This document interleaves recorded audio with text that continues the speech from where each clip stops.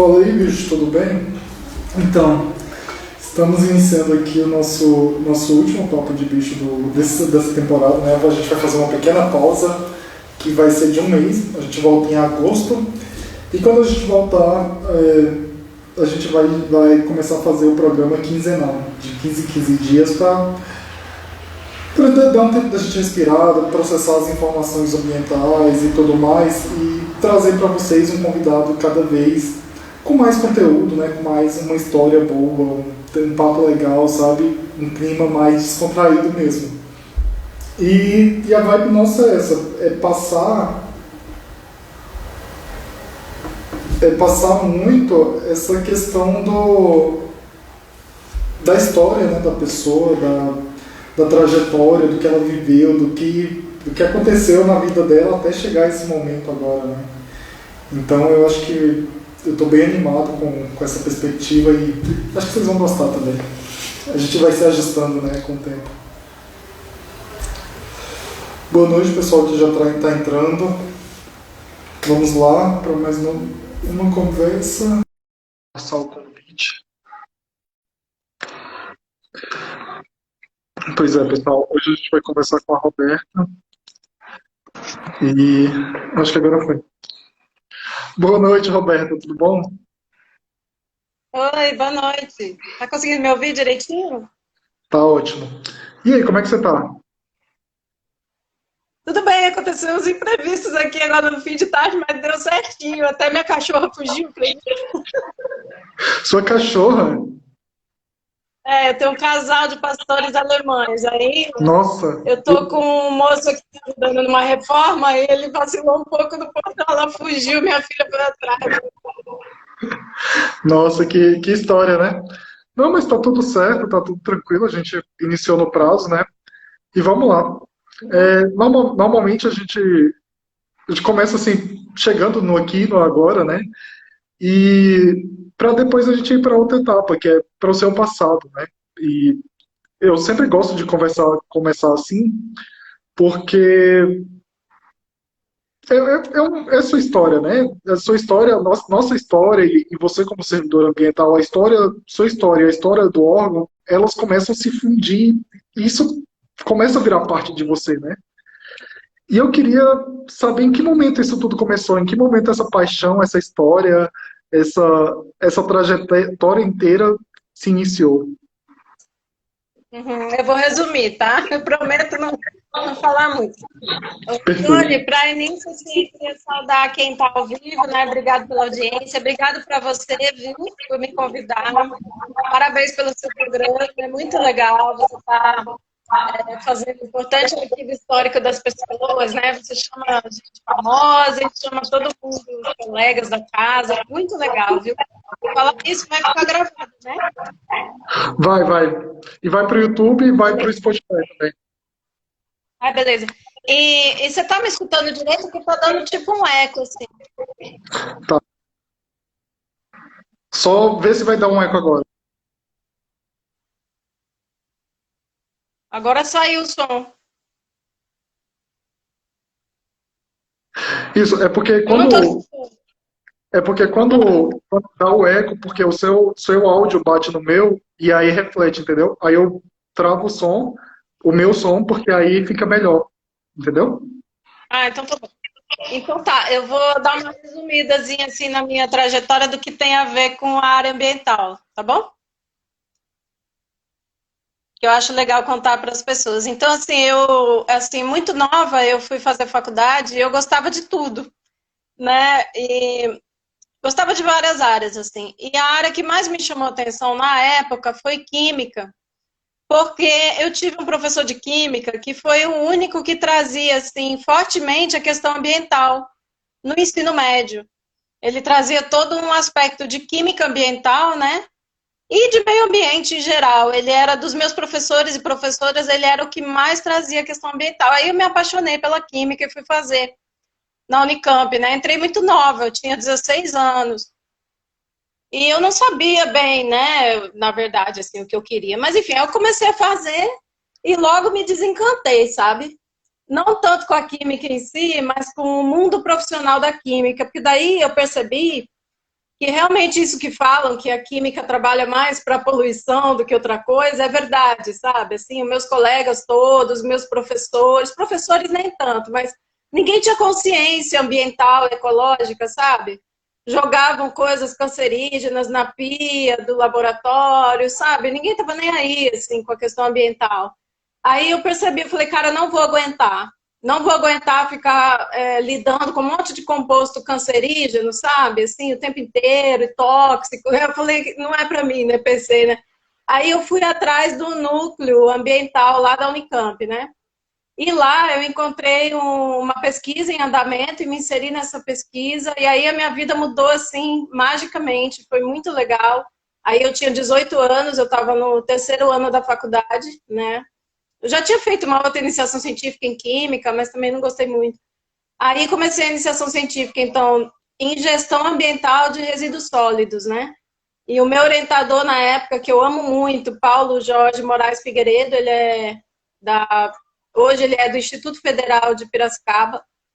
É um cara decisivo, assim, na minha vida. Então, aí eu embrenhei pela gestão ambiental, começando pela área de resíduos sólidos, né? Então, eu visitei um monte de lixão, sabe? Entrevistei um monte de catadores e fui me embrenhando, assim, em tudo que se refere à gestão ambiental, principalmente de resíduos sólidos, mas de gestão ambiental em geral, né? E formulávamos também planos de educação ambiental ligados a isso, tudo. E aí eu me apaixonei, assim, me encontrei, né? Enquanto eu cursava química, porque eu falei, bom, eu não tenho paciência para fazer outra graduação, né? Enquanto eu cursava, assim, meio mais ou menos, assim, eu ficava me dedicando à minha iniciação científica já na área de gestão ambiental, né? Que nela eu fiquei 3 anos e meio, com bolsa da FAPESP e tal. E aí eu percebi que minha aptidão era para a área de humanas, sabe? Mas aí eu falei, bom, eu vou me formar em química mesmo, que daí no mestrado eu mudo de área de definitivo, né? E foi assim eu fiz. Eu fiz o mestrado também com esse mesmo orientador meu, e foi muito legal porque foi em gestão ambiental, né? E aí a gente trabalhou com os instrumentos de gestão ambiental da política brasileira como um todo, mas aí eu fiz em ética ambiental aplicada à gestão e política ambiental brasileira. Eu me apaixonei muito e é uma área que eu gosto muito na a teoria da ética ambiental, né? Ainda quero aprofundar mais sobre isso. Depois nunca mais eu tive tempo de mexer muito, né? Mexi um pouco aí, mas ainda quero mexer mais, assim, depois que eu me aposentar, sei lá. Aí eu fiz doutorado também na área de política ambiental, né? E trabalhei com as políticas do Acre e do Amapá. Eu desenvolvi um conceito de política ambiental transversal que ninguém tinha desenvolvido antes. Inclusive, eu tenho uma historinha para contar bem breve, assim, que aí eu fui ingênua, que eu apresentei esse conceito num congresso antes de publicar a tese. E nesse congresso tinha um monte de figurão lá, e tu acredita que eles não deixaram eu apresentar no congresso, mas eles leram, porque eu inscrevi, eles não deixaram e eles roubaram o meu conceito. E levaram para Marina Silva no discurso de posse dela. Eu levei um susto quando foi o discurso de posse dela. Esse conceito que eu tinha criado e ninguém tinha falado nele ainda, tinha umas 20 vezes no discurso de posse dela. E aí os assessores dela, eles estavam nesse congresso, né?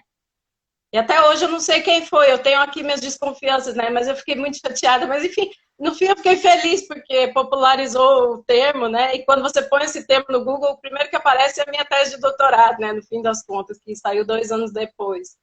E, mas eu fiquei chateada porque eles nem me comunicaram isso, né? Mas enfim, tudo bem. Aí esse é um primeiro caos engraçado que eu tenho para contar, né? Aí depois do doutorado, bom, aí no meio do doutorado eu passei no concurso do IBAMA, né?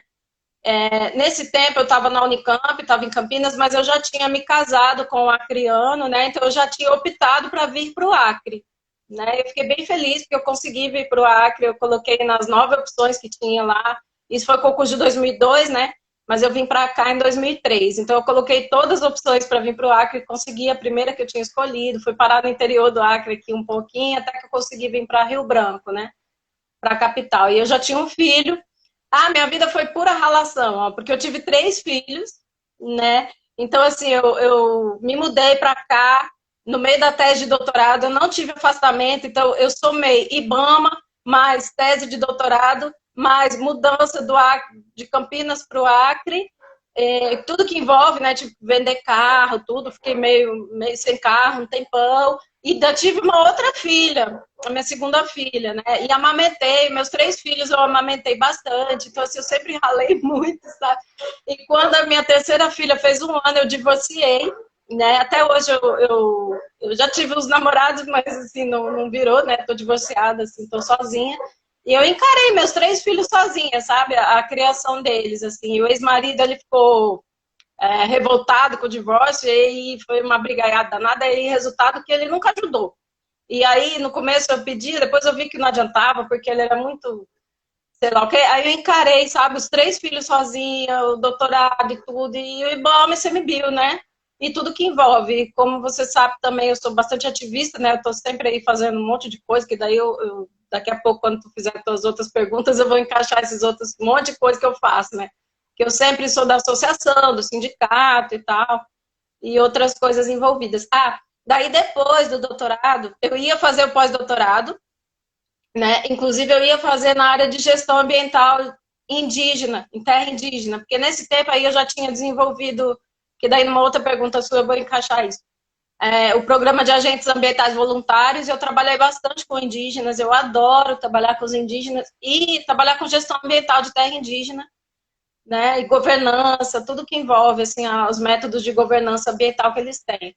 E eu estava com tudo certo, eu estava com o projeto aprovado, tal, tudo certo, só que nesse tempo aí o IBAMA parou de trabalhar com o programa e parou de trabalhar com indígenas. Aí eu percebi que eles não iam me liberar. Aí, infelizmente, eu tive que abandonar. Eu ia morar na aldeia 1 ano, eu já estava certo, eu construí uma casa lá na aldeia, que eles são super fofos, sabe?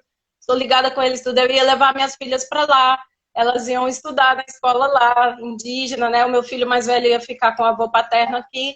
E aí não deu certo. Aí tá, aí teve uma época que eu fui parar num setor bem chato do IBAMA, aí a minha mente explodiu. Eu falei, quer saber, eu vou fazer outra faculdade. Aí eu fiz ciências sociais. Aí eu fiz ciências sociais, fiz a distância, não foi tão aprofundado assim, né? Mas eu sempre, sim, sempre estudei, né? Por meio da gestão e política ambiental, sempre, e já antes, na graduação, fazia disciplina de aluno especial, né? Então eu sempre estudei um pouco, assim, de sociologia, política, né? Sempre ligada à área ambiental, né? Antropologia um pouco, por causa dos indígenas. Então depois eu fiz ciências sociais. Por isso eu sou cientista social também. E eu ainda queria fazer geografia, adoro geografia. Mas, assim, a minha meta é fazer um pós-doutorado, né? Quando eu for fazer, eu devo fazer alguma coisa na área de governança, gestão ambiental que envolva indígenas e extrativistas, né? E eu tenho uma vontade, assim, de novo, trabalhar um pouco mais teoricamente, que tem tudo a ver também com os indígenas e os extrativistas, a parte de ética ambiental, né? Que eu tenho uma teoria minha já que eu meio que eu desenvolvo ali dentro, né? Isso aí também, se der tempo eu falo, se não, não. Mas isso eu não sei se vai dar para fazer no pós-doutorado, porque para o ICMBio me liberar tem que ser uma coisa útil para o ICMBio, né? Não sei. Ou senão eu vou fazer depois, porque eu sei que depois que eu me aposentar eu vou continuar ativista e vou voltar para a carreira acadêmica, né? É isso. Engraçado você mencionar alguns pontos, porque eu acho que são assim, pontos de uma pessoa engajada, né? Que gosta do que faz, que ama o que faz, e que, e que apesar de tudo, né? Se mantém firme, se mantém seguindo em frente, porque às vezes na área ambiental especificamente, a gente é muito apaixonado, né? E quando você é muito apaixonado, você é muito combativo também. Porque, cara, como assim que você vai falar da minha paixão? É meu amor, entendeu? Tipo, você não fala do meu amor. E, e ao mesmo tempo, assim, muito impressionante que você vê várias pessoas que, tipo, cara, se dedicaram à vida. Por exemplo, eu vejo você com a questão dos povos indígenas, vejo a Maurizélia, que vira e mexe ela tá aqui com a gente também, com a questão do Atoll das Rocas. Então, cara, a pessoa se dedica à vida, né? Dedica toda a história dela é dedicada a isso. Então, como é a sua relação assim, com esse amor? Assim, como você consegue planejar a sua vida e pensar na sua vida a partir desse amor, assim? Porque eu sei que você ama, tipo, isso é inegável, a gente vê na sua trajetória. Mas como é para você? Então, realmente, eu amo muito, e não só eu amo a nossa área, como eu amo o ICMBio, sabe? E amo o IBOMA. Inclusive, eu pedi redistribuição ao ICMBio, sabe? Porque quando daí teve a divisão, tudo aí, quando eu percebi, né, e meu perfil estava todo no ICMBio, e eu pedi a redistribuição, e não foi fácil, tu acredita? Eu pedi redistribuição, eu estando em Rio Branco, para continuar em Rio Branco. Então, custo zero, né, para a instituição, super tranquilo para a instituição, para as duas instituições, mas, meu, foi um parto, porque redistribuição não é fácil, porque o IBAMA não queria liberar o cara eu, né? Não queria me liberar, e o ICMBio não queria liberar o cara deles. E aí eu fiquei 1 ano e meio para conseguir. Aí tá, aí consegui. E eu sou muito apaixonada mesmo pela nossa área e pelos nossos institutos. Então, assim, a parte difícil é que realmente, assim, é uma área muito sofrida, né? Inclusive, por exemplo, na época da iniciação científica, não só eu trabalhava com gestão ambiental de resíduos sólidos, mas eu fazia militância também, que o meu orientador e toda a galera dele era muito combativa, né? Então, por exemplo, a gente embargou algumas termoelétricas que iam se instalar lá na região de Campinas, sabe? Então, eu lembro de ir grávida, eu subi no palanque lá de audiência pública, cheio de cobra, entendeu? Cheio de cobra das termoelétricas lá, e eu lá falando assim, eu tô grávida aqui, eu não quero ver meu filho respirar esse monte de poluição que vocês vão jogar aqui. Então a gente virava à noite para analisar aí a rima, sabe? Tudo isso assim, na militância, né? Eu sempre fui bastante ativista e no começo eu sofria bastante, né, com os impactos ambientais, né, de ver, eu vi muito lixão, vi aterros industriais horríveis, de perto, sabe, vi catadores em situações horríveis, vi situações industriais pesadíssimas, né, e isso mexe muito comigo, muito profundamente, é por isso, é um dos principais motivos que eu vazei para a Amazônia, né, porque eu sou apaixonada pela Amazônia, claro, mas para sair fora desse ambiente tão poluído, sabe? Eu morava na capital, né? Primeiro eu morava na capital, em São Paulo, daí eu fui para Campinas estudar na Unicamp, porque quando eu fui fazer a Unicamp, eu passei nos 4 vestibulares que eu fiz. Eu passei na Unicamp, na USP, na Unesp e no Mackenzie. E a USP era do lado lá de casa, lá, mas só que eu não queria ficar naquele ambiente poluído.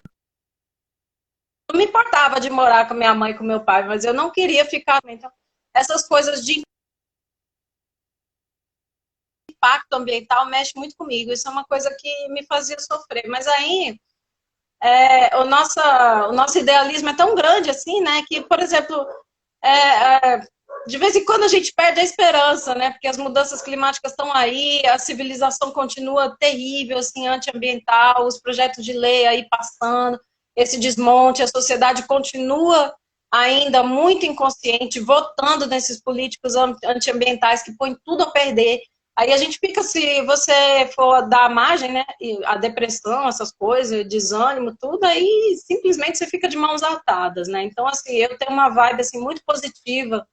De uns anos para cá, eu consegui engatar numa vibe muito positiva, assim, de não me abalar mais, sabe? Não me abalar mais com esse negócio dos impactos, tudo. A gente tem que ir para frente, né? Pelas gerações futuras, a gente tem que fazer o nosso possível. E hoje em dia, assim, esse ano especificamente, assim, a minha vida foi guiando para isso, né? E eu tô com várias atribuições, porque eu percebi que meus filhos cresceram, já estão numa idade assim bem bacana, né? Já estão um pouco mais independentes. Eu falei, agora é minha hora de trabalhar, de arregaçar as mangas. Depois que o Bolsonaro ganhou a eleição, sabe? Eu resolvi arregaçar as mangas geral, assim. Falei, meu, agora é para entrar para dentro, sabe? Do ativismo. Aí voltei a estudar mais, assim, política, sociologia, tudo assim que for preciso, né? Para combater o fascismo, sabe? Para combater esse governo ecocida, né? E assim, então esse ânimo, né? E a parte boa, né? Que faz alimentar o nosso alegria de viver, né? É a militância, assim, é encontrar você, né? Encontrar você, encontrar os companheiros da SEMA Nacional, os companheiros todos aí das militâncias, das ONGs, né? Enfim, todos os ativistas de todo que é jeito, os indígenas, os extrativistas, né? Que estão ali sofrendo um monte de ataques e estão ali firmes sempre, né? Então, assim, Tá convivendo com essas pessoas, nós todos juntos, cada vez mais unidos, né? Isso aí dá muita força. Inclusive, eu tive bastante depressão, né? Quem me conhece, assim, na intimidade sabe. Eu nunca parei de trabalhar, né? Mas eu tinha muita depressão por causa disso que eu te falei do divórcio, tudo, né? E outras coisas, assim, relacionadas à minha mãe, outras coisas lá. Aí, mas eu me curei. Mas eu passei muitos anos batalhando com depressão, sabe? Mas eu me curei. Amém. Assim, nunca parei de trabalhar, né? Mas eu sofria bastante. Agora não. Agora, felizmente, assim, de um tempo para cá, assim, de um ano para cá, né, particularmente nesse ano mesmo, eu assim, me curei geral mesmo, eu tô bem feliz, sabe? Tô conseguindo tocar minha vida assim com muito trabalho, né? E nunca mais fiquei triste, nunca mais fiquei ansiosa e consigo fazer minhas coisas. O meu filho tá na Unicamp, meu filho tá no terceiro ano da Unicamp. A minha filha do meio está se preparando para ir o ano que vem para a universidade também. Provavelmente ela vai conseguir Unicamp ou alguma coisa ali na região.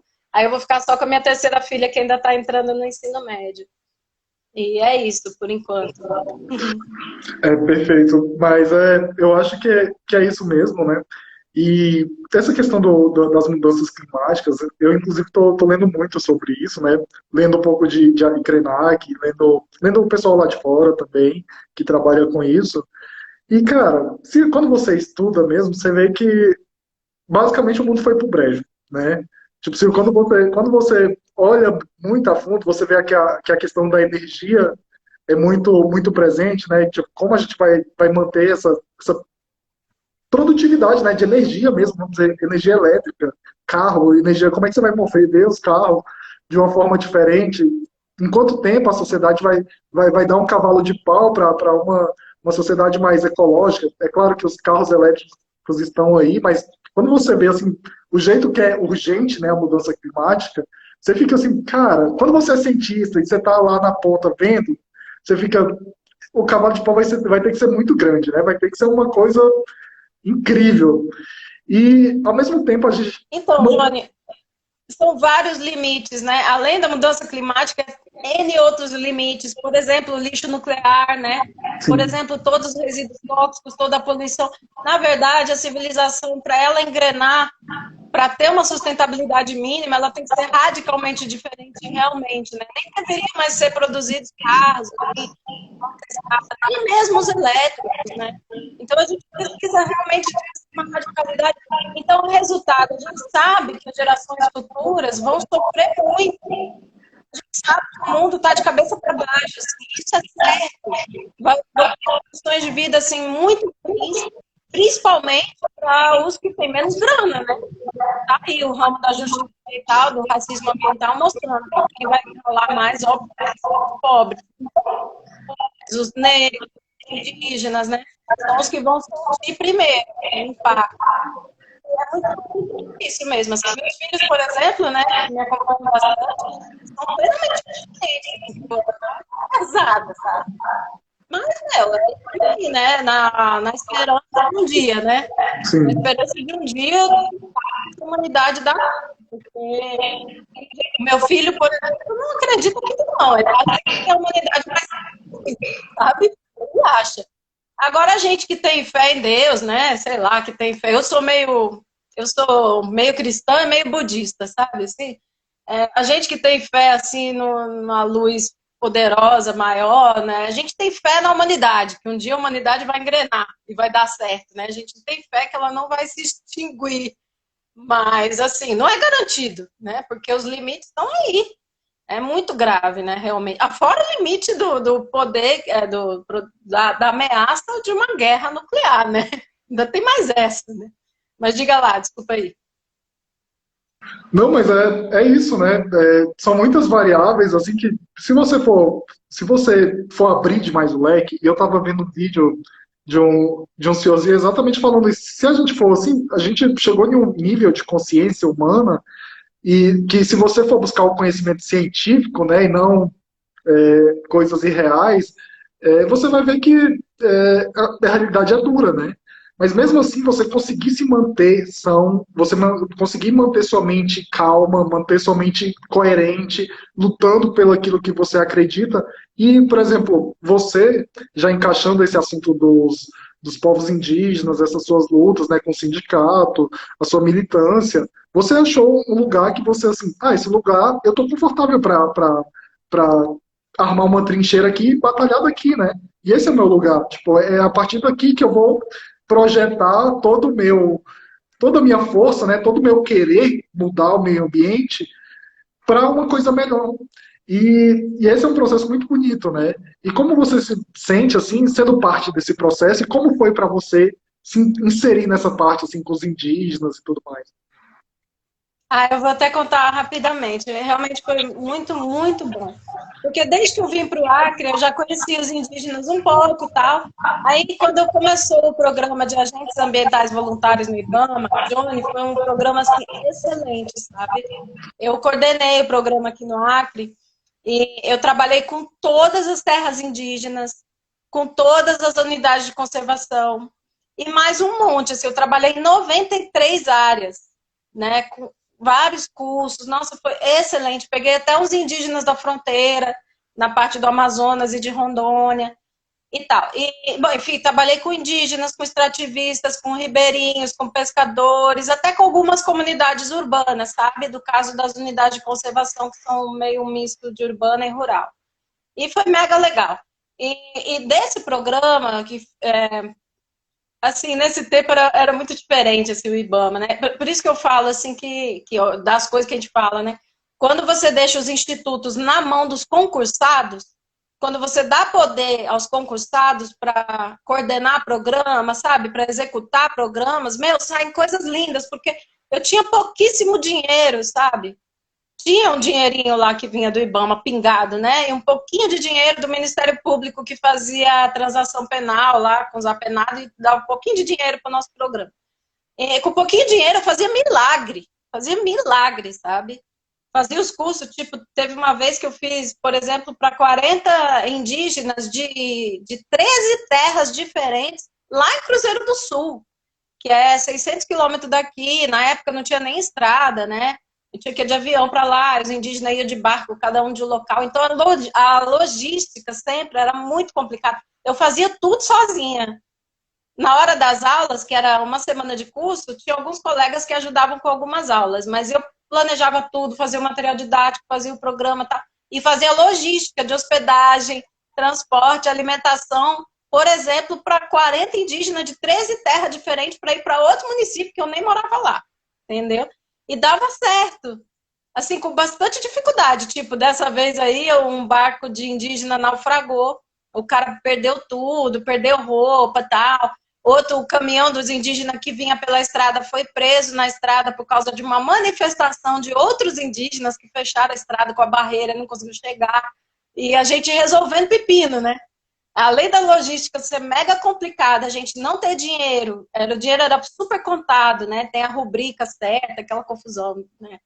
Então, ainda tinha esses imprevistos e dava tudo certo. Teve uma vez que a gente fez também um encontro de 90 agentes ambientais voluntários lá em Cruzeiro do Sul também, com bastante indígenas extrativistas. Eles amaram, porque foi um monte de indígenas e um monte de extrativistas de regiões diferentes no mesmo auditório, sabe? No mesmo local de dormida, e eles gostam muito de interagir, sabe? Aqui tem a Aliança dos Povos da Floresta, né? Dos indígenas com os extrativistas, que estava até um pouco xoxa, agora que está renascendo mais, porque diante dos ataques, né, do Bolsonaro, eles estão se unindo de novo. Mas é um negócio que veio lá da época de Chico Mendes, né? Essa interação, tudo. Então, assim, coisas assim bem profundas, sabe? E quando eu fiz o programa dos agentes ambientais, eu com meus colegas, claro, né? Os indígenas foram os que mais gostavam do programa, eles amavam, sabe? Eles entravam de cabeça mesmo, assim, eles me ligavam todo dia, assim, né? Os que tinham telefone, né? Me procuravam toda hora, assim, para mostrar o que eles estavam fazendo, né? Então, assim, nossa, foi, assim, muito incrível, né? Então, daí eu comecei a me apaixonar pela gestão ambiental de terra indígena, porque aqui também, aqui no Acre, eles são pioneiros, sabe? Tem até a Política Nacional de Gestão Ambiental de Terra Indígena, eu até participei um pouco disso, quem participou muito foi a Ara Vasco, né, que é uma colega nossa lá do ICMBio, ela estava na FUNAG nessa época. Eu também participei um pouco, e os do Acre aqui foram pioneiros para a Política Nacional, os do Acre e os de Rondônia, sabe? E é muito lindo o trabalho deles. Aí, quando o programa acabou, eu já tinha. Quando acabou, não, já pelo meio do programa, eu também fiz amizade com eles, né? Então, eu tenho amizade aqui, articulação com todos os lideranças indígenas principais de todos os terras indígenas, e alguns, muitos de unidade de conservação, né? Mas mais os indígenas, porque eles me demandavam muito, né? Então, eu comecei a ir nas aldeias. Eu ia nas aldeias a trabalho, né? Muitas vezes eu ia a trabalho. E aí fiz amizade também. Tinha uma aldeia que eu pegava minhas filhas, botava no carro, uma época que a estrada estava boa, a gente ia no feriado. Todo feriado eu ia para a aldeia. E ficava lá. Então, assim, aqui eles tomam ayahuasca, né? Também. Eu também tomo, né? Eu tomo Daime, tomo ayahuasca há muitos anos já, então eu gosto de tomar ayahuasca com eles, tudo. Aí fui batizada lá na terra indígena, eu tenho um nome indígena, que é Tamani, né? Então, assim, eu tenho uma amizade com eles também, né? Então, tem as duas coisas. E teve uma época também que eu produzia alguns artigos, né, em gestão ambiental em terra indígena, e também eu acompanhava muito, em uma época, eu cheguei na SBPC falar sobre isso, escrevi na SBPC sobre isso, sobre os desmontes dos projetos de lei, justamente esses ataques aos direitos indígenas. Esse mesmo ataque que aconteceu ontem, né, ele sempre aconteceu, né? Então, tem várias PECs, né, vários projetos de lei. Então, teve uma época que eu acompanhava bem meticulosamente, sabe? Eu pegava de todas as terras indígenas do Brasil, pegava um apanhado, assim, e estava por dentro das principais demandas deles nacionalmente, né? Quais eram as terras mais atacadas, inclusive na Bahia, né? Em Dourados, né? Uma vez eu fui para Dourados fazer uma palestra lá, coordenar uma mesa redonda lá, fiquei com medo, porque Dourados é uma região que os caras matam índio, né? Os parlamentares, os ruralistas, eles se organizam para matar índio, tá entendendo? Tipo assim, coisas do Arco da Velha. Eu tinha coragem de falar na mesa redonda, na palestra, coisa que ninguém tinha coragem de falar. Na SBPC eu falei, sabe? Coisas que estavam na imprensa, né? Mas ninguém tinha coragem de falar para um público amplo, assim. Não sei nem porquê, né? Porque as pessoas tinham que ter mais coragem de falar mesmo. Tipo aquele senador, aquele Luiz Carlos Reins, aquele do Rio Grande do Sul, que está na CPI, ele é um desses, sabe? Tem vários, assim, no Mato Grosso do Sul, na região sul inteira, na Bahia tem um pouco. São ruralistas, meu, que eles se organizam para perseguir os indígenas num grau assim, que chega de ameaça, chega de assassinato mesmo, entendeu? Eles se organizam, eles fizeram leilões para vender gado, para arramar dinheiro, para matar índio, para perseguir índio, entendeu? Coisas assim bem pesadas mesmo. Aliás, eu de novo eu vou falar, falei na live da Semana Nacional, acompanhem, por exemplo, o relatório de violência da CPT, Comissão Pastoral da Terra, todo ano lança, né, o relatório de violência no campo, né, violência rural, aí entra MST, né, pequenos agricultores, indígenas, ativistas, entra tudo. E saiu agora, 2 semanas atrás, o de 2020, é estarrecedor, né, a violência está aumentando, assim como eles massacram a natureza, eles massacram os povos da floresta, né, massacram os pequenos, né, os pequenos em poder, né, os que estão lá, morando lá, os indígenas, os extrativistas, os ribeirinhos, os quilombolas, os pequenos agricultores, então situações graves, sabe? Nosso Brasil é escravocrata ainda, né? Tá na mão dos latifundiários. A reforma que a gente mais precisa é a reforma agrária, né? E a gente precisa de mais gente nessa luta, sabe?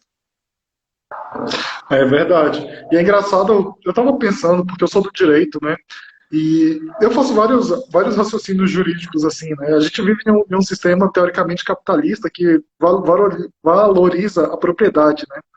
E, cara, se a gente valoriza a propriedade mesmo, e se você for partir assim de uma lógica de domínio, né? Quem estava aqui primeiro eram os índios, né? Então, teoricamente, essa propriedade toda aqui, esse território seria o deles, né? E a gente que teria que, pelo menos, ter, quando fala-se muito em retribuição histórica para os negros, mas o que a gente está pagando para os índios, né? Por ter ocupado esse espaço aqui, ou a gente pensa que fez um uso capião aqui, e agora eles fiquem lá escondidinhos nas matas deles, né? É interessante esse raciocínio, né?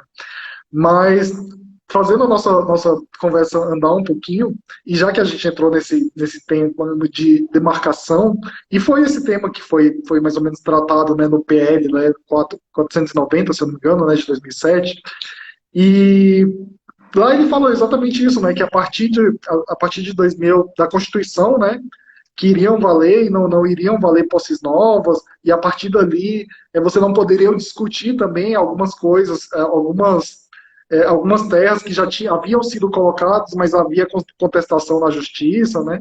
O que que você pensa? Como é que você enxerga essa pauta? Então, perfeito o que você falou, viu? Acho ótimo. E com certeza tem pessoas da área do direito ambiental que devem explorar isso muito, realmente. Porque eles têm direitos originários, inalienáveis, prescritíveis, né? Esses são os direitos dos indígenas. É para ser um direito muito profundo. E está na Constituição, né? Então, esse PL que é gravíssimo, a gente tem que combater com todas as forças. Então, aí, então, tomara que a gente consiga vencer esse PL, ou no Senado, ou no STF, eu sei lá, porque é gravíssimo, sabe? Ele é totalmente anticonstitucional, né? Em vários dispositivos lá. Então, por exemplo, tem uma nota técnica do CIMI, que é o Conselho Indigenista Missionário, né? O CIMI é uma excelente organização também dessas indigenistas, e eles explicam lá, né? Então, assim, o PL 490, ele tem vários problemas. Ele baseado no marco temporal, mas não só. O marco temporal, que é esse que você citou, que aí, isso foi uma tese lá de um outro processo que está no STF, que veio lá do estado de Santa Catarina. E aí, por causa as artimanhas jurídicas lá, eles disseram que esse processo, inclusive, que está em votação aberta ainda no STF, ele vai ter repercussão geral. E lá ele trouxe esse negócio do marco temporal, e o 490 de ontem trouxe o marco temporal também. O que é o marco temporal? Eles dizem lá que é uma artimanha dos ruralistas, isso daí, né? Eles dizem lá que só tem direito à terra indígena o indígena que estava nela quando a Constituição foi promulgada em outubro de 88, que é o fim da picada, porque em outubro de 88, por causa das várias injustiças e problemas gigantes aí, talvez mais, não sei se mais da metade, mas assim, uma grossa porção dos indígenas estava expulsa de suas terras originárias. Até porque depois da Constituição, só bem, né, depois da Constituição que a gente conseguiu começar a ter as demarcações de fato das grandes terras indígenas. Então, na hora da Constituição, a maioria não estava nas suas terras, né? E assim, a terra originária do indígena, para ela é um valor inestimável, sabe? Não existe isso de você botar uma hidrelétrica Belo Monte lá e expulsar os indígenas para qualquer lugar. Não existe. Para eles e elas, né? Eles têm uma relação com a natureza local e com o território local de tão os antepassados e tudo que é visceral, sabe? Aquela natureza dali, aquele rio, aquele lago, aquela montanha dali, aquelas plantas, aqueles antepassados que estão enterrados ali, ele não quer sair dali. Se ele sair dali, ele se sente sem alma. Ele se sente sem vida. E por isso tem muito suicídio também. Tem suicídio até de adolescentes indígenas. De tão profundo que eles são destituídos de suas terras, sabe? Os guaranis são muito assim. O guarani, ele não vai para outra terra nem a pau. Ele diz assim, eu morro aqui, mas eu não saio daqui. Entende? Isso a gente não é capaz de entender. É uma coisa milenar, né? Então tinha os nômades, mas numa mesma biorregião, né? Mas tem situações que daí eles, quando se tornaram sedentários, eles querem ficar ali, né? E tá. Então tem essa coisa do marco temporal, que é gravíssimo, e tem outros dispositivos lá no 490 que acabam por...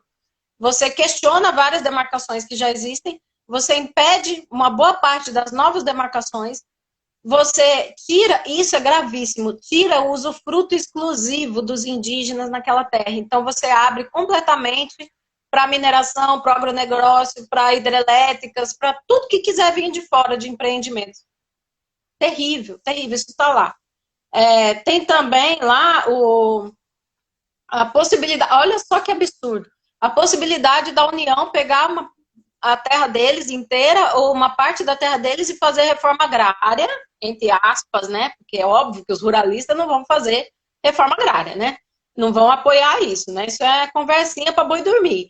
Mas assim, que a União pode pegar uma parte da terra deles para distribuir para a reforma agrária quando eles perderem os seus traços culturais. Agora, imagina aqueles antropólogozinhos de meia tigela, aqueles bolsonaristas que faz curso de 2 anos, que vira bolsonarista, não sei o quê, vai lá e dizer, aquele índio não é mais índio, porque ele usa celular, porque ele usa calça jeans, entendeu? O que é o fim da picada, né? Que os próprios antropólogos e antropólogas, né, que estão conscientes, provam e desprovam que isso é um absurdo, mas até dizer que focinho de porco não é tomada, né? Assim, já foi, entendeu?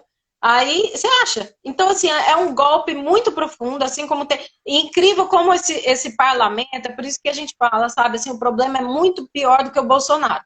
Mesmo se a gente tirar hoje o Bolsonaro, que eu tomar que a gente tire, e mesmo que a gente tire hoje o Hamilton Mourão, que também é barra pesada, é extrema-direita, fascista, ecocida, igual, né? Quase igual o outro lá, o problema é mais embaixo, porque o Congresso Nacional é terrível, né? O Congresso Nacional inteiro, quase, assim, inteiro não, né? Mas, assim, mais de 2/3 dele é totalmente antiambiental e anti-indígena, barra pesada. Então, assim, sempre tem um monte de PECs lá na gaveta, um monte de projetos de lei antiambientais e anti-indígenas. E eles pegaram, por exemplo, esse 490, que era de 2007, eles foram pesquisar o que era de pior para passar na canetada, né? Então, assim, Arthur Lira, sabe? Fora.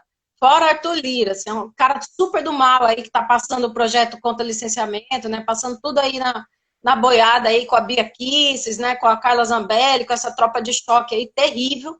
E lembrando também que a gente tem que lutar muito, muito contra a PEC 32, né? A reforma administrativa, porque a reforma administrativa, para quem não sabe, tem que procurar se informar e fazer militância, porque ela é a privatização do Estado.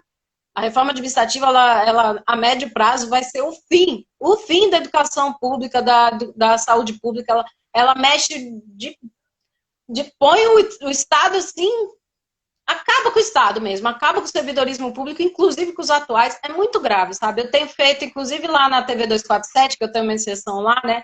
Eu tenho feito, agora eu vou fazer a 4ª live esse sábado, uma live específica sobre a reforma administrativa. Eu vou chamar a Maria Lúcia Fatorelli, TV 247, no sábado, 4 da tarde. É o terceiro entrevistado que eu chamei e fiz uma outra sozinha lá, porque eu fiz um curso também da FENAJUF, né, muito bom, das organizações sindicais, que explica mais a fundo a reforma administrativa terrível. E agora que caiu o ministro, tomara também que a gente consiga revogar essa INC 01 do IBAMA SMBio, que está um terror, que botou os institutos de perna para o ar, a fiscalização, a conciliação, a instrução e julgamento, está tudo parado, está tudo um caos, né? Os servidores revoltados, desesperados com a quantidade de trabalho, não está fluindo, não tem procedimento, não tem nada, porque essa INC é absurda, cheia de assédio moral institucional, provavelmente foi aquele Wagner Matiota que fez elas, né? Horrível, tem que cair. E, de preferência, caiu o decreto 9760 também, que instituiu a conciliação ambiental, porque para aquele negócio funcionar, mesmo que fosse o ideal, assim, teria que ter muito mais servidores, e nós somos pouquíssimos servidores para milhares de processos, então não tem viabilidade. Né? É isso. É engraçado que quando você fala assim, a gente vai vendo as realidades que a gente vive, essa questão do NUCAM, essa questão da reforma administrativa, são pontos que mudou bastante, né, no decorrer dos anos, e a gente vê como a gente está sendo desvalorizado, né, a cada dia mais. E, cara, só da gente recordar que de um período de crise econômica, a gente já está há 5 anos sem receber aumento, uma perda de poder aquisitivo tremendo, assim, em todos os servidores, que todo mundo que eu converso fala que, cara, imagine assim, se sua vida econômica já não está muito boa, como é que você vai fazer um trabalho decente, que você tem que lidar com muitos conflitos, é muita luta, né? Tipo, a gente já tem muita luta no nosso trabalho. Imagina sem essas outras paridades, né? Mas, enfim. Não, nem me fale, Jones. E passou a PEC emergencial, né? Que virou EC 109. O nosso salário congelou por 15 anos. Sim. Entendeu? O golpe que tirou a Dilma, mais o teto de gastos, e mais essa EC 109 agora, e mais essa ridícula dívida pública aí, que a Maria Lúcia Fatorelli, ela mostra na Auditoria Cidadã da Dívida, que é um roubo de dinheiro público para passar para o mercado financeiro. Meu, esse tudo conjunto, assim, eles estão destruindo mesmo, assim. A reforma trabalhista, da Previdência, né, eles estão arrochando toda a população brasileira, assim. E no nosso caso aí, né, esse 109 congelou os 15 anos no nosso salário. É muito grave esse golpe todo, sabe? Eu tenho acompanhado, assim, essa situação. e fora Guedes, né? Fora Guedes também, né? Que Paulo Guedes é um dos principais agentes dessa galera do mal, entendeu? Que está falindo o Brasil, né? Assim, para desviar muito recurso para os bilionários, né?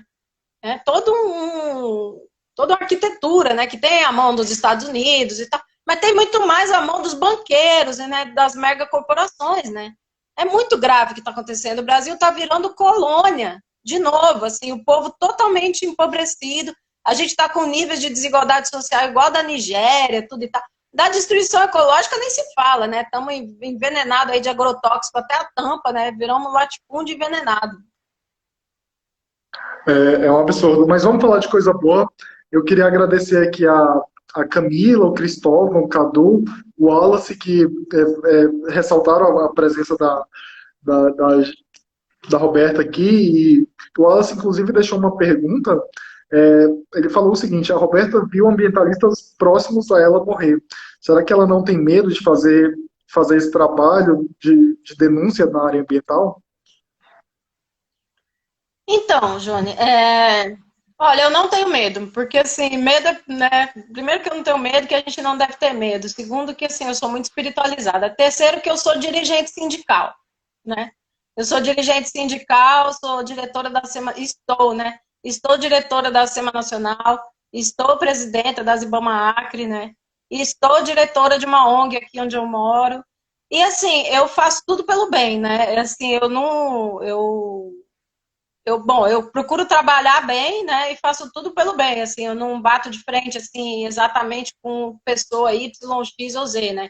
Por exemplo, eu quero bem do Bolsonaro, entendeu? Só que eu quero que ele vaze da posição de poder que ele tá, mas eu quero bem para ele, assim, entendeu? Mas só que assim, não dá, a gente coloca os pingos nos i, né, e a gente como dirigente sindical, assim, a gente tem toda uma rede, né, e a gente está representando todo um coletivo, né? E assim, a gente não faz nada irregular, né? A gente não faz nada irregular, nada ilegal, pelo contrário, a gente é que segue as leis, né? A gente segue tudo dentro das leis, dentro dos regulamentos, né?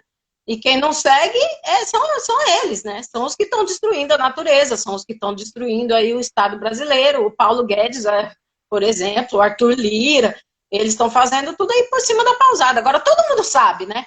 Na verdade, todo mundo sabe isso, né? Só que algumas pessoas têm um pouco mais de coragem de falar. Agora, quem está realmente ameaçado é quem mora dentro da natureza, né?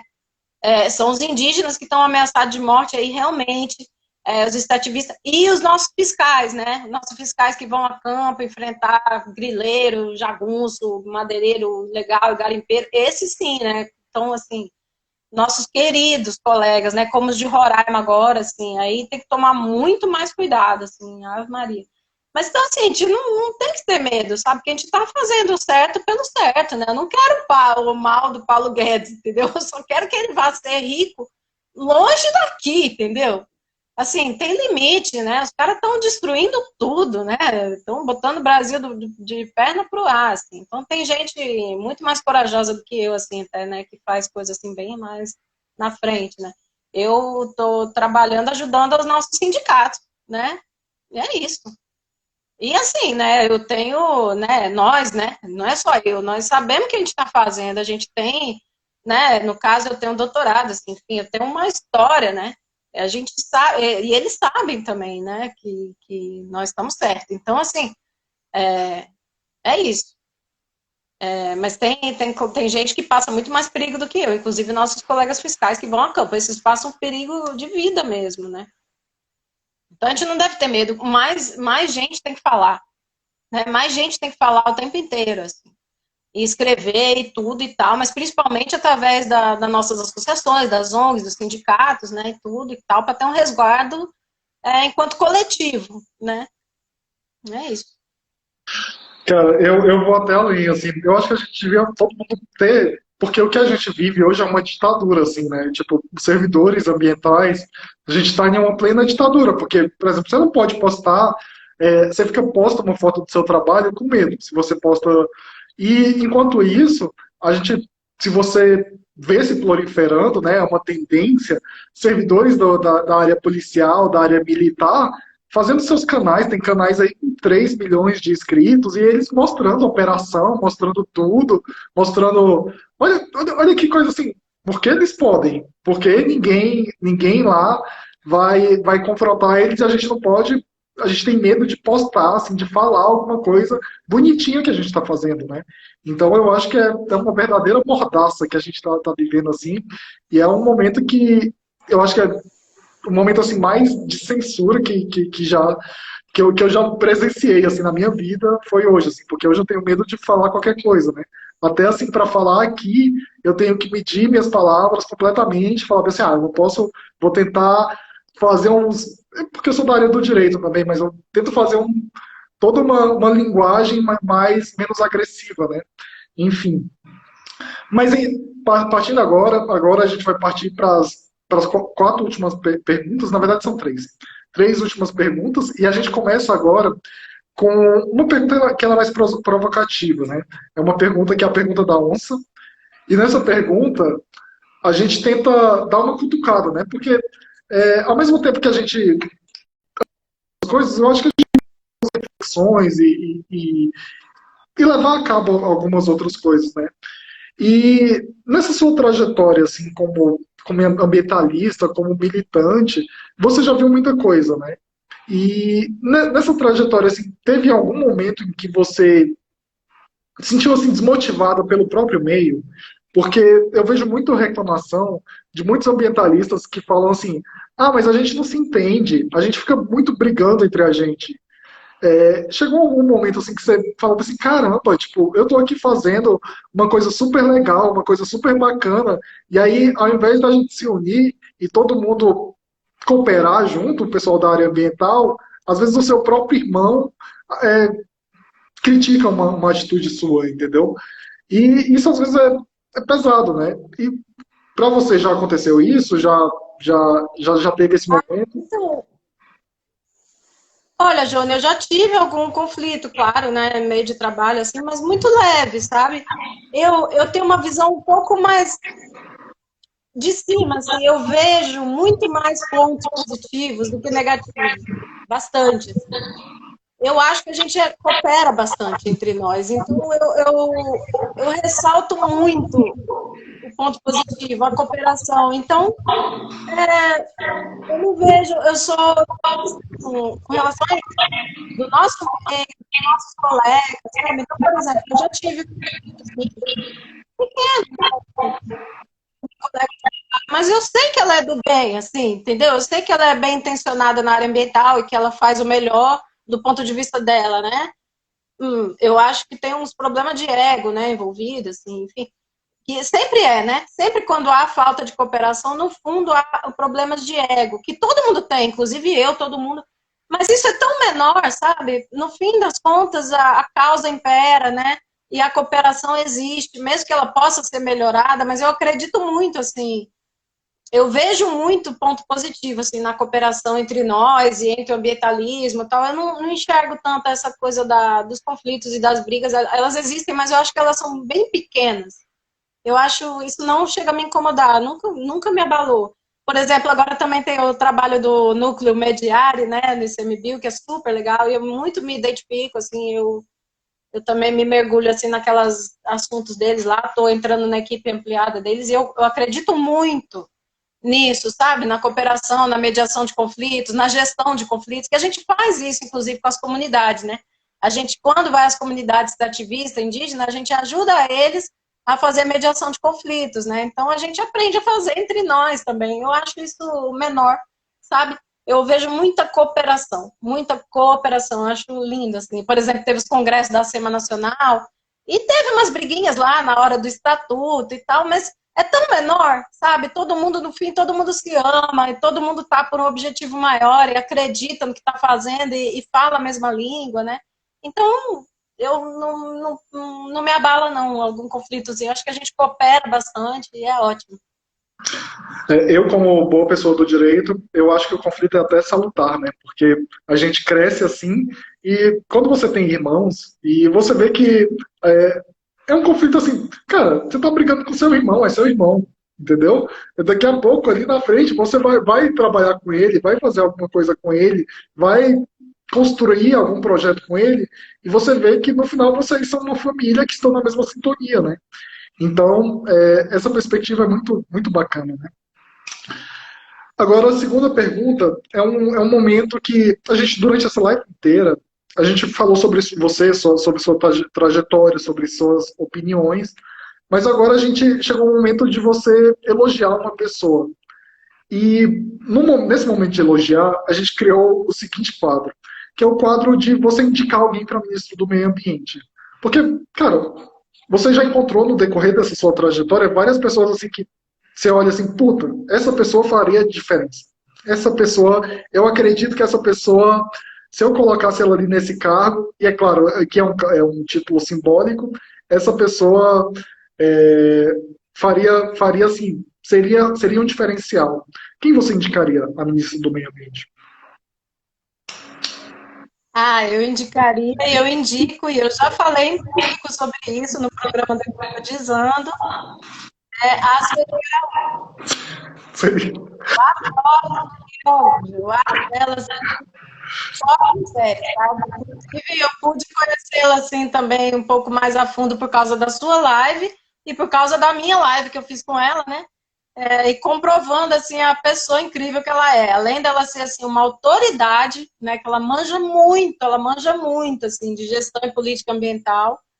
Ela é uma pessoa incrível, né? Uma pessoa assim humana, uma pessoa assim, nossa, eu acho assim, ela é a melhor. Dentre muitos outros, né, e outras, que a gente tem pessoas muito boas aqui no Brasil, né? Mas ela é minha indicada. Eu até falei lá no Ecologizando. E, aliás, viu, gente, tem esse programa semanal que é nosso, também está aberto se vocês quiserem sugerir. Eu quero levar pessoas também do Instituto para entrevistar lá, que ele é eterno. E todo domingo, 2 da tarde, na TV 247, Ecologizando. Bem legal. E eu entrevistei ela lá, né? E eu falei para ela e falei em público lá, falei, você vai ser a nossa próxima ministra do meio ambiente, tomara. Pois é, essa foi uma piadinha, mas eu acho que depois de tanta votação aqui, a gente já até ri quando alguém fala Sueli Araújo, porque é uma unanimidade, né, assim, na, na área, e a gente teve poucas ministras mulheres também, né, mas uma mulher aí, uma mulher com uma história danada dessa para representar a gente, eu acho que faria muito bem, né. Vamos lá. Agora, ainda descontraindo ainda mais o nosso clima, a gente chega um momento que a gente pede uma música para você. Uma música que te inspira, que te dá prazer, que te joga para cima, que deixa sua moral lá em cima. Que música você indicaria pra gente? Olha, tem várias. Inclusive, eu nem canto muito bem. Eu até pretendo gravar eu cantando um pouco lá para a TV Acema, né? Até me animei, o pessoal cantando lá, achei lindo. Mas, assim, em homenagem ao nosso querido Chico Buarque, né? Que foi aniversariante do dia 19, né? E para dar um recado bem dado ao Bolsonaro e toda aquela turminha do mal. Apesar de você, amanhã há de ser outro dia. Eu gosto daquela bem assim, cálice, que eu não sei cantar, mas eu gosto dessa. Tem muitas, né? O Chico Buarque é muito perfeito. Graciele falou, querida Roberta, você também é a nossa inspiração. Vamos lá. Última pergunta agora. Beijo. Última pergunta agora. Se você tivesse uma chance, hoje assim fosse o dia assim que você falasse, hoje fosse o dia da mudança, e você tivesse uma chance de trabalhar um projeto, de fazer alguma coisa, ter uma nova ideia que mudaria tudo. Mudaria tudo, a partir de agora mudou tudo, e a partir de agora a gente vai ser uma sociedade mais consciente. Por que seria essa ideia? Então, são muitas coisas, mas o que eu acho mais urgente é a reforma agrária com a agroecologia, né? E os direitos territoriais em geral aí, das unidades de conservação com populações tradicionais e das terras indígenas e dos territórios quilombolas. Essa questão agrária, né? Reforma agrária, os direitos territoriais, tudo regado a muita agroecologia, reflorestamento. Eu acho que é o mais urgente é isso, é o que eu tenho mais assim carinho mesmo, se eu fosse hoje escolher uma coisa. Queria contar também rapidinho, que não deu tempo, mas bem rápido, tá? Quando eu cheguei aqui no Acre, daí que eu vim morar aqui, eu moro num paraíso, sabe? Eu tenho a honra de morar aqui na terra do mestre Irineu, aqui onde começou a doutrina do Daime, e aqui é um pequeno paraíso. E quando eu cheguei aqui, né, assim, é um pequeno paraíso mesmo em Rio Branco, né? Rio Branco já é uma cidade grande, tudo, e aqui é onde ainda tem mata, né? É um dos poucos lugares, é um lugar bem próximo do centro, até que tem mata, sabe? Porque é a terra do mestre Irineu, né? E o pessoal conserva assim. Aí eu falei, cara, aqui é perfeito para criar uma APA, né? E assim eu fiz. Quando a minha segunda filha começou a ficar um pouco grandinha, que eu tinha condição de puxar uma reunião comunitária, eu puxei uma reunião comunitária aqui e iniciei o processo de criação da APA, da área de proteção ambiental, que no caso chama Raimundo Irineu Serra. E assim aconteceu. Aí o movimento cresceu, uns até puxaram para si, né? Depois quiseram tirar uma casquinha, dizer que era ideia de outros lideranças aí, mas tudo bem. Aí o prefeito assinou. Então, eu me considero, assim, fundadora, né, criadora aqui da APA do Irineu Serra, que é linda, assim, é o nosso movimento. E daí eu criei uma ONG também, porque a gente sempre foi mobilizado, tudo, mas aí o ano passado eu tomei coragem para criar a ONG, né? A gente tem uma ONG aqui agora que chama Floresta Viva, e é bem legal, a gente trabalha nessa APA aqui, numa outra APA perto daqui, que tem uma turma lá que eu formei como agente ambiental voluntário. Mesmo antes de eu formar, eles já eram bastante ativistas, né? Super legal. E o menino de lá é nosso presidente, o Juliano. E eu queria contar isso também. Eu amo muito aqui onde eu moro, sabe? É uma área assim encantada, muito encantada. E o Acre tem muitos problemas, né? Claro, aqui falta um monte de coisa, né? Agora que trocou o governo também. Ah, tá muito difícil aqui, assim. Então, e assim, a minha família tá, meus pais estão na região de São Paulo, meu filho foi para lá, minhas filhas querem ir para lá, né? Eu não tenho irmãos, e, e aí eu fico dividida um pouco, assim, né? Mas meu lugar é aqui, sabe? Eu amo muito aqui, eu moro num lugar encantado, do lado da mata aqui. E aí eu fico aqui mesmo, assim, eu sou muito do Acre, né? Muito da Amazônia e tal. Mas é difícil para mim, às vezes. Aí, quando eu me aposentar, eu pretendo fazer um bem bolado, assim, passar metade do ano lá, metade do ano aqui, sabe? Eu comprei uma kitnetzinha, umas economias aí, comprei uma kitnetzinha na praia, e é isso. Mas é difícil, a gente fica dividido, né? Tem gente que fala assim, nossa, como é que tu aguenta ficar no ar, não sei quem, sei lá, meu pessoal, né?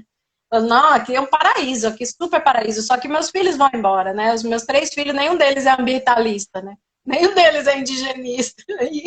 Aí eles querem outros horizontes, né? Querem fazer universidades melhores. Dificilmente eles vão voltar para cá. E é duro, né? É duro. A gente vai se ver pouco e tal, mas é o jeito. Eu tive que fazer uma opção. Eu até pensei em voltar para lá, mas não deu certo, não. Aí eu falei, não, vou ficar aqui mesmo, porque a gente tem a nossa missão, né? E a gente tem que seguir o nosso coração, né? Mas é duro, assim, eu pretendo ter aí oportunidades, assim, para ver bastante meus filhos, porque pelo jeito eles 3 vão embora e os 3 não vão voltar, que aqui é muito limitado, né? Muita coisa. Mas é o meu lugar, enfim.